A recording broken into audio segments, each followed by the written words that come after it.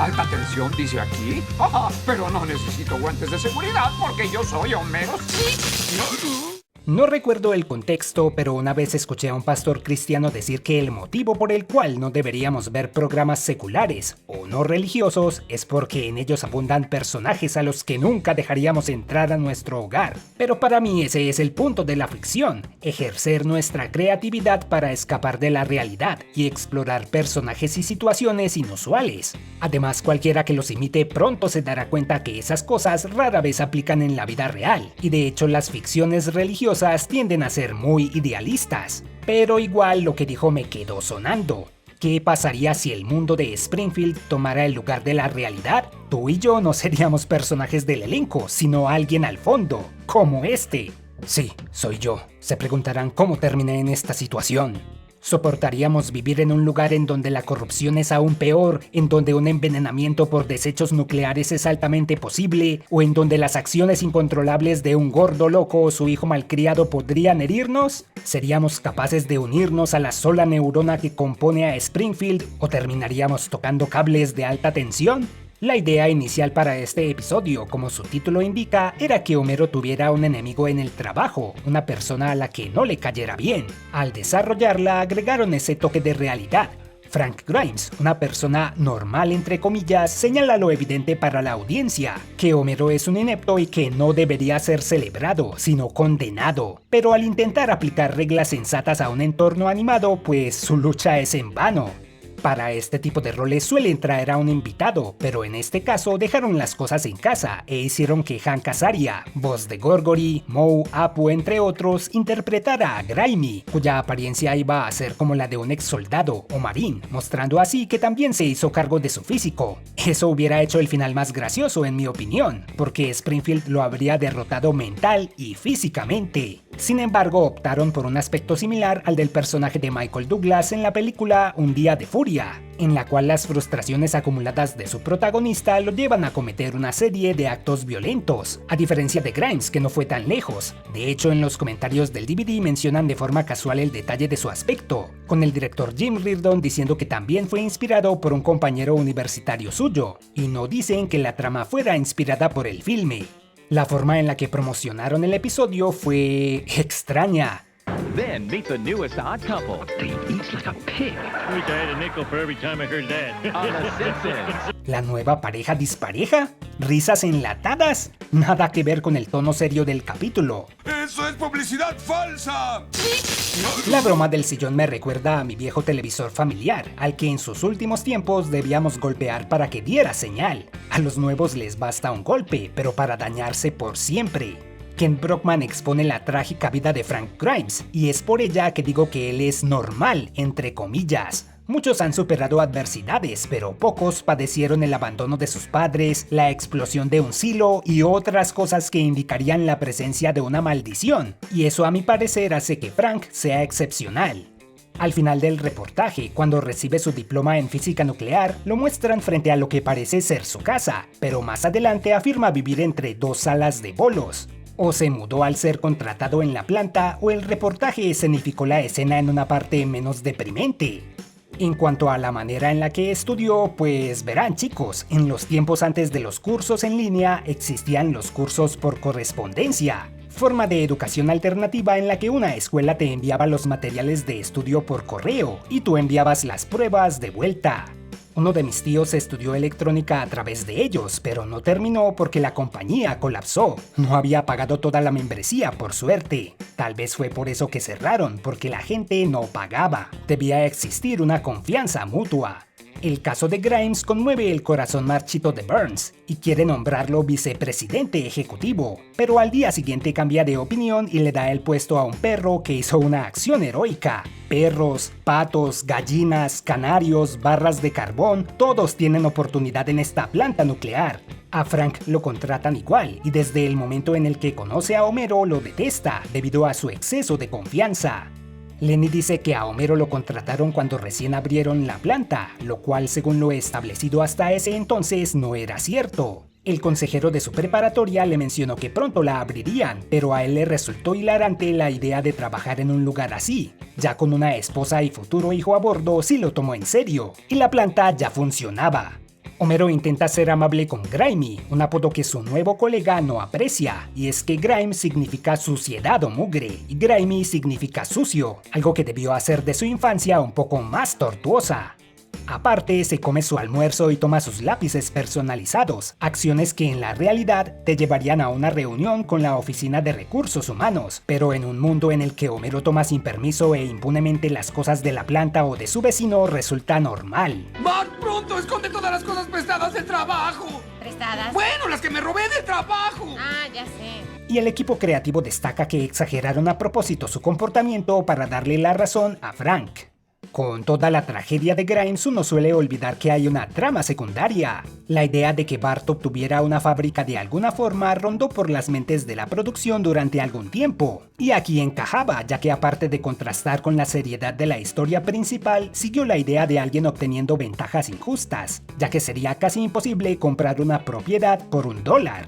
Marge está en el ayuntamiento solicitando una placa personalizada para su auto, las cuales suelen ser fabricadas por presos. En Estados Unidos, por un pago extra al departamento de tránsito, puedes ponerle el nombre que quieras a la placa de tu vehículo, siempre y cuando no sea algo ofensivo o no lo tenga alguien más. Por eso es que Marge y el empleado buscan variaciones de su nombre. A ver, Margita. ¿Qué le parece, Panchita? Bart se aburre y recorre las oficinas, hallando una en la que subastan propiedades incautadas. Siempre he querido participar en algo así. Podría conseguir la lancha de narcos que soñamos. Yo no quiero una lancha de narcos. Bueno, también hay vestidos de narcos, aspiradoras de narcos. Por un mero $1, Bart compra una fábrica abandonada y contrata a Milhouse como subordinado, con lo que tenemos una serie de viñetas en las que ellos exprimen toda la diversión que ofrece un lugar inseguro como ese. De esta trama no tengo mucho que destacar, aparte de que mi escena favorita es en la que Milhouse bebe el café de rata y compara su temprana vida a la de su padre fracasado, y que al menos la conectaron a la historia principal cuando Homero mencionó que Bart era dueño de una fábrica, un detalle que irritó mucho más a Frank. Siempre pensé que pudieron expandir esta trama incluyendo a más personajes, y parece que esa era la idea, más sobre eso en un momento. Da la impresión que Moe estaba tan acostumbrado a las ratas en su local que ya sabía cómo manejarlas. A ver, señores, pantalón dentro de los calcetines. Y ocasionalmente se desharía de ellas. ¿La taberna sin ratas de Moe? Mientras fastidia a Grimes en su oficina, Homero en el doblaje canta la versión en español de Achy Breaky Heart de Billy Ray Cyrus, hecha por el grupo mexicano Caballo Dorado. En el original canta el tema tradicional del béisbol Take Me Out to the Ball Game. El reloj en su muñeca solo aparece cuando una escena lo necesita, como esta, en la que cree que Frank le pide la hora, pero en realidad le señalaba un código de emergencia en su estación, el cual soluciona con un método que lo obligará a pedir otra consola de comando a Oak Ridge. Sí, Oak Ridge. Hablamos de la planta de Springfield. Le sugiero que... no, Dios mío! No, esto no puede ser. Están operando sin T-437 Springfield. Obsesionado con cada detalle del comportamiento de su colega, Frank intenta discutirlo con Lenny y Carl, quienes ya están acostumbrados e insisten en que él también debería perderle cuidado. A pesar del rencor que le guardaba, Grimes impidió que Homero bebiera ácido por accidente, causando que el líquido derritiera una pared, la cual debía estar hecha de cartón, porque eso es poco posible o tomaría mucho tiempo. Aquí resalta la sonrisa despreocupada de Homero por lo que acababa de pasar, como si estar cerca de destrozarse las entrañas fuera algo común, y el que detrás suyo el panfleto del concurso que tiene lugar al final estuviera, aparte de la lista para inscribirse al equipo de softball de la planta, como la vez que trajeron jugadores profesionales. Burns y su nuevo vicepresidente culpan a Frank por el incidente y le reducen el sueldo, provocando que este último declare oficialmente a Homero como su enemigo, algo de lo que este se lamenta en el bar. Tengo un enemigo, yo, el hombre más amado de Springfield. ¿Notaron eso? Por alguna razón en el doblaje dejaron el Springfield de Dan Castellaneta. Moe dice que tener enemigos es normal y le pasa su lista, en realidad la de los enemigos del expresidente Richard Nixon, la cual sí existió. Es todo, ya te anoté en mi lista. ¡Ay! ¡De todos los presidentes me tocó el más corrupto! Pero no la compiló él, sino sus asesores, con el fin de fastidiar a aquellos que se oponían a su gobierno. Tal y como lee Barney, en ella se encontraba la actriz y activista Jane Fonda, el periodista Daniel Shore y el columnista Jack Anderson, entre muchos otros que intentaron combatir la corrupción de Nixon, y ahora agregaron a Barney. Es Moe quien sugiere invitar a Frank a cenar, pero con el fin de atacar primero. Homero lo toma por otro lado, para que Grimes vea que no es un tonto y que tiene una familia perfecta. En los comentarios discuten algo que mencioné previamente, de cómo las sitcoms de los 90 y décadas anteriores tenían hogares que parecía imposible costear con un sueldo normal. Y era cierto, pero lo hacían por un motivo práctico, con el fin de que los personajes tuvieran espacio para moverse, sobre todo en las series live action. En el caso de los Simpson, la propia familia a veces se refiere a su hogar como un chiquero, pero una amplia casa con patio y jardín es un palacio para Frank, comparándola a su situación. El muro de recuerdos de Homero tampoco ayudó a bajar la tensión, y probó una vez más que esta serie sí tiene continuidad, pero solo cuando les conviene. Lo vemos junto al expresidente Gerald Ford, a quien conoció cuando George Bush se fue, de gira con los Smashing Pumpkins en Lollapalooza, flotando en su viaje al espacio y en la entrega de premios Grammy con los Borbotones. Una serie de logros que provino, a veces de sus habilidades o a veces por mera suerte. Y fue esto último en lo que Frank se concentró, creyendo que Homero consiguió todo lo que tiene sin esfuerzo, mientras personas como él deben tener un segundo empleo apenas para subsistir. Y lo que dice es tan verídico que el resto de los Simpson no sabe cómo defenderlo. Al día siguiente, Marge le insinúa a su esposo que debería poner un poquito más de empeño en su empleo, y Homero intenta ser competente a su manera. Escenas como estas nos recuerdan que el odio no era mutuo, y que Homero nunca tuvo malas intenciones, pero a Frank le da igual. Encuentra risibles sus esfuerzos, ya que sigue hallando motivos para que lo despidan, como el aumento de accidentes laborales en su presencia. Para justificar sus errores, Lenny repitió una frase que usó en referencia a los jefes alemanes.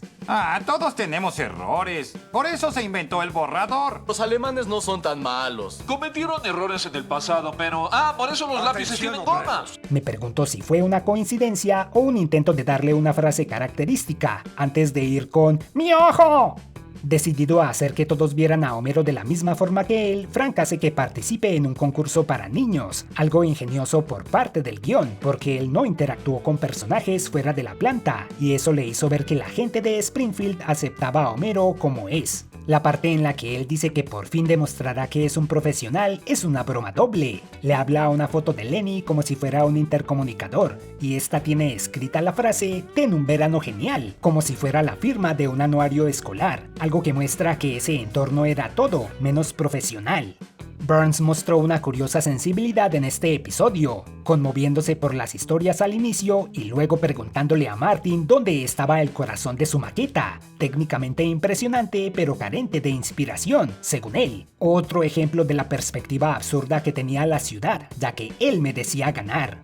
Cuando Homero se presenta, no solo el público se resiste a burlarse, sino que lo vitorean cuando obtiene el premio, llevando a Frank a la locura, imitando a Homero y caminando como Charlie Chaplin en sus películas. Algunos se preguntarán por qué los demás no hicieron algo para detenerlo, pues han presenciado a alguien teniendo un colapso nervioso o algo similar. Es una situación inusual y que la mayoría de nosotros no sabemos cómo manejar. No sabemos si la persona en cuestión se hará daño a sí misma o a la gente a su alrededor. He visto algo así 2 veces en mi vida. En una de ellas, una compañera de trabajo tuvo un ataque de histeria por unas decoraciones de Halloween. Ella era muy religiosa y eso, combinado a otras presiones personales que tenía, terminaron por colapsarla. Puede sonar gracioso, pero créanme que presenciarlo es algo muy tenso. Afortunadamente nadie salió herido, como aquí. Y como insulto final para Frank, su enemigo acapara la atención en su funeral, hablando dormido y provocando la risa de los presentes. Si este fue el primer capítulo de Los Simpson que alguien vio, a lo mejor pensó que era un show desalmado, lleno de monstruos insensibles. En el último Max Power Responde me preguntaron si Grimey tenía razón, y yo dije que sí, pero que su respuesta a la situación fue errónea. Primero lo primero, sí, tiene razón, la vida es injusta. Como si fuera un juego de cartas, a algunos les da una mala mano y los obliga a enfrentar más obstáculos para poder triunfar. Mientras tanto, otras personas obtienen privilegios sin esfuerzo aparente. Nos han enseñado que con dedicación cualquier persona puede salir adelante, pero eso no ocurre siempre. Hablando específicamente de Frank Grimes, el echar a perder todo lo que logró por una mera persona es lamentable. A veces en nuestros lugares de empleo nos tropezamos con personas así, con ventajas a pesar de su incompetencia. Y he aquí el error. No importaba que intentara demostrarles a los demás que Homero era un inepto. Ellos ya lo sabían y lo ignoraban o lo toleraban. Es más, si tuviera que detestar a alguien debió ser al señor Burns. Fue él quien contrató a Homero y sigue dándole empleo. Fue él quien le dio el prometido puesto de vicepresidente a un perro. Fue él quien lo culpó de destruir la pared con el ácido. Fue él quien aceptó la participación de Homero al final a pesar de no ser un niño. Pero conociendo la suerte de Frank, lo hubieran encarcelado por hacerle algo al viejo en vez de celebrar el hecho, a pesar de que toda la ciudad lo detesta. El poeta George Herbert dijo, vivir bien es la mejor venganza, y lo que debía hacer Grimes era irse a un lugar a donde sí lo apreciaran, en vez de sacrificar su cordura y su vida intentando impartir una justicia que jamás llegaría, porque no solo Homero estaba loco, sino todos. ¡Corre, Grimy! ¡Corre! ¡Mueve tus piernitas! Y también necesitaba hacerse una limpia, porque que le pasaran todas esas cosas malas no es algo común. La producción afirma arrepentirse de eliminarlo porque era un gran personaje, pero ese final drástico era necesario. Enfatizar que una persona normal entre comillas no sobreviviría en Springfield fue la conclusión más acertada. No lo digo porque quería que eso sucediera. A pesar de haber sido diseñado para contrastar con el personaje más querido del programa, yo jamás podría detestar a Grimy. Él fue integrado al mundo amarillo de forma correcta y podría haber encajado a largo plazo. En la ficción hay varios personajes así y podría compararlo con alguien con una función similar. Charles Miner en The Office. Él era un jefe de verdad, enfocado en su labor y en minimizar las payasadas de sus empleados, a diferencia de Michael Scott, quien trataba la oficina como su circo personal. Detesto a Charles y fui muy feliz cuando se fue. Tal vez es porque me recuerda a un par de jefes que tuve y porque me es más fácil identificarme con Grimes como empleado. Frank siguió siendo humillado luego de su partida. Un detalle que pasa desapercibido al estar en pantalla por una mera fracción de segundo es que la libreta de cupones que Bart encontró en Domingo, Cruel Domingo, iba dirigida a Grimes y terminó en manos de su enemigo. En otro episodio, Homero bailaría sobre su tumba, pero porque había capturado una criatura al jugar Pikimon Get. Su espíritu viviría, no solo literalmente en un par de especiales de Noche de Brujas, buscando atormentar a los Simpson más allá de la tumba, sino en su hijo, quien quiso eliminar al hombre que enloqueció a su padre. Tal vez debería dejar esto para su retrospectiva, pero teniendo en cuenta que Frank tenía 35 años y Frank Jr. parece un joven adulto, se nota que a Grimy le gustaron las suripantas desde muy temprano. Ojo, no lo estoy juzgando, solo señalo un detalle. Y en el universo paralelo de Tap Out, su desgracia fue mayor, ya que sobrevivió a la descarga eléctrica y solo quedó en coma, pero fue enterrado vivo. Años en la tumba le dieron tiempo para meditar y darse cuenta que no podía cambiar a Homero, pero él mismo sí podía cambiar, lo cual es una actitud muy saludable. Aceptó ser amigo de Homero hasta que este lo llamó Grimy unas cuantas veces y volvió a enfadarse con él, arruinando el avance que logró bajo tierra. ¡Epa! ¡Epa! Atrapado por siempre en el mismo infierno. El episodio no tuvo escenas omitidas animadas y no debería sorprendernos. Fue obra de John Swartzwelder y por tanto un guión muy compacto. Sin embargo, un usuario del grupo alt.tv.simpsons llamado Roger Smith asistió a la lectura del borrador del guión, una actividad que la producción de la serie continúa haciendo hasta hoy para grupos selectos de personas, y listó una serie de cosas que cambiaron u omitieron en el resultado final.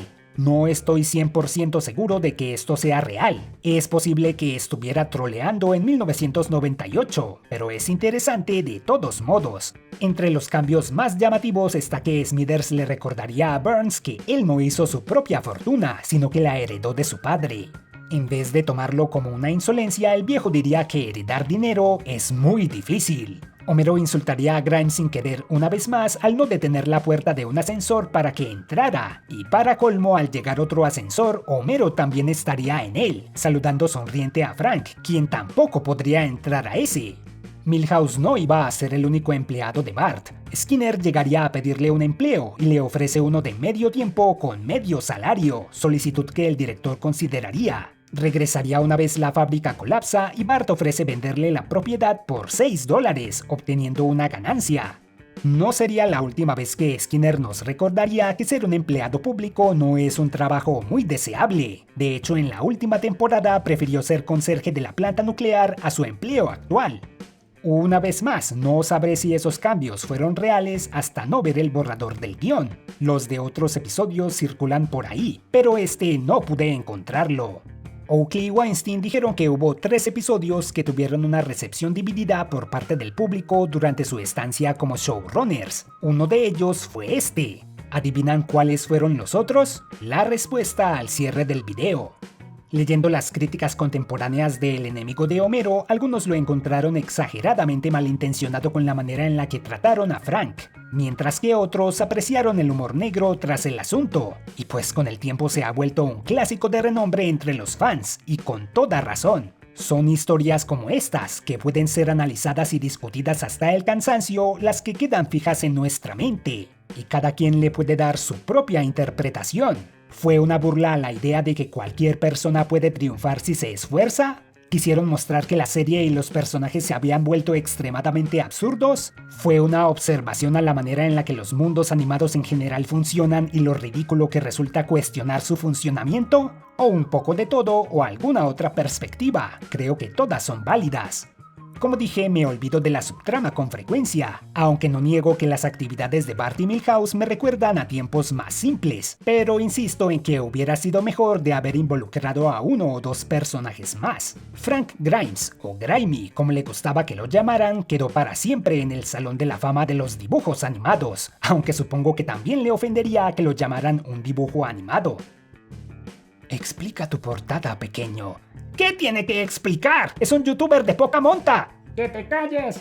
Pues básicamente representé el capítulo que revisamos. Le puse la rata al vaso de Milhouse para que se viera más grotesco y esta tira de carreras se me hizo bonita. Muy bonita, primer lugar.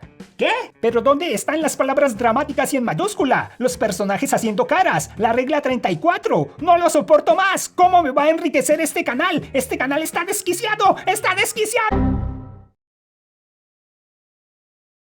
Estoy seguro que los miembros estarían orgullosos de ser parte de la lista de enemigos de Nixon, y es que uno lo detesta igual, ya que Matt Groening ha hecho un gran trabajo a la hora de representarlo como una persona nefasta, y a lo mejor así nos preparamos en caso de que el futuro de Futurama sí tenga lugar. Muchas gracias por su contribución. Y super gracias por los super comentarios de más personas que han mostrado su total devoción al canal, lo cual aprecio bastante, entre ellos el de una super amiga que vio mis videos más de 1400 veces. Y me consta, vi la evidencia. Hay que darle al público lo que pide, max hasta que se harten. Espero continuar haciendo contenido que puedan repetir sin llegar a tocar cables.